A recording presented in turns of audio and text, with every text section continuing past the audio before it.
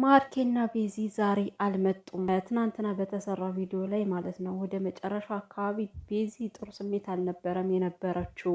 ፕራንክ ነው ብሎ ከነገሯት በኋላ ራሱ መረጋጋት አልቻለችም ነበረ። ሰላም ሰላም፣ ውድ ቤተሰብ እንዴት ናችሁልኝ? ደህና ናችሁ ወይ?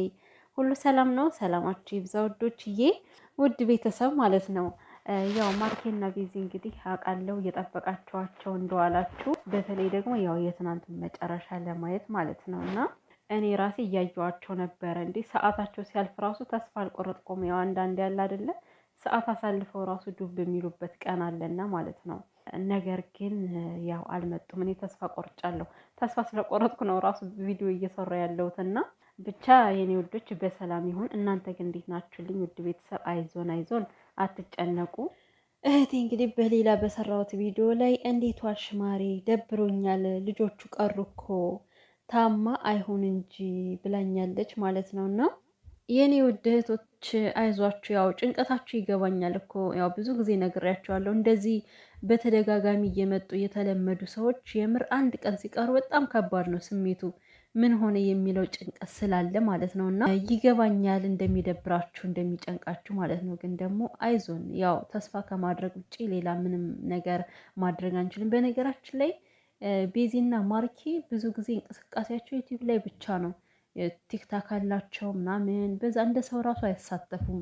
ቢያንስ አንዳንዴ እንኳን በዚህኛው ሲጠፉ በዛኛው አለው ምናምን አይሉም። እና ያው እንደዛ ናቸው ብዙ ጊዜ እንግዲህ ሲጠፉ ጥፍት ነው የሚሉት። በቃ በአጠቃላይ ቢያንስ በዚህ ቢጠፉ በ30 ሰከንድ ቪዲዮ ምናምን በዛ ብናያቸው ጥሩ ነበረ፣ ግን አያደርጉትም እንደዚህ። ለማንኛውም እንግዲህ ያው ሁላችሁም እየወጣችሁ እየገባችሁ እንደምታያቸው አውቃለሁ። እና ውድ ቤተሰብ ያው እንግዲህ ትናንት የተሰራውን ቪዲዮ አይታችኋል ማለት ነው። ሲጀመር ይሄ አባብዬ ማሚዬ የሚባል ነገር ጥሩ አይደለም ሚዲያ ላይ። እንዳው በሰዓቱ ስናየው መጨረሻ ላይ ቤዚ ያደረገችው የጨፍሪ ስሏት ምናምን፣ ብቻ የማርኬ አክት የሚያደርጋቸው የሚናገራቸው ነገሮች አሳቁን እንጂ እውነት ለመናገር ይሄ ልክ አይደለም። በጣም የሚያስጠላ ፕራንክ ነው። ብዙ ጊዜ ማለት ነው ዩቲዩበሮች ፕራንክ ሲያደርጉ እኮ የሆነ በህይወታቸው የመጣ ነገር ለእኛ ራሱ እንድንማርበት ነው። በነገራችን ላይ ከፕራንክ ብዙ ነገር ተምራችሁ አታውቁም? የምር እኔ ተምሬ አውቃለሁ ከፕራንክ ማለት ነው። አሀ ለካ ይሄ እንደዚህ ነው ብዬ መማርባቸው ፕራንኮች አሉና ፕራንክም ሲደረግ ለሰው ማስተማሪያ የሚሆን እንጂ ይሄ ለሰው ተንኮል ለሰው ክፋት የሚያስብ ሀሳብ ነው ይሄ ማለት ነው። ብዙ ሰዎች ህይወታቸው ተመሰቃቅሎ የሚቀረው በእንደነዚህ አይነት ሰዎች ነው አይደለ? ደህና እየተባሉ የት ይደርሳሉ የተባሉ ሰዎች በእንደነዚህ አይነት ሰዎች ነው ህይወታቸው ምስቅልቅል ብሎ እንዳልሆነ ሆኖ የሚቀርባቸው። እና እንደዚህ አይነት ነገር ጥሩ አይደለም ሚዲያ ላይ ማለት ነው። ያው አንዳንድ እህቶቼ ተናግረዋቸዋል።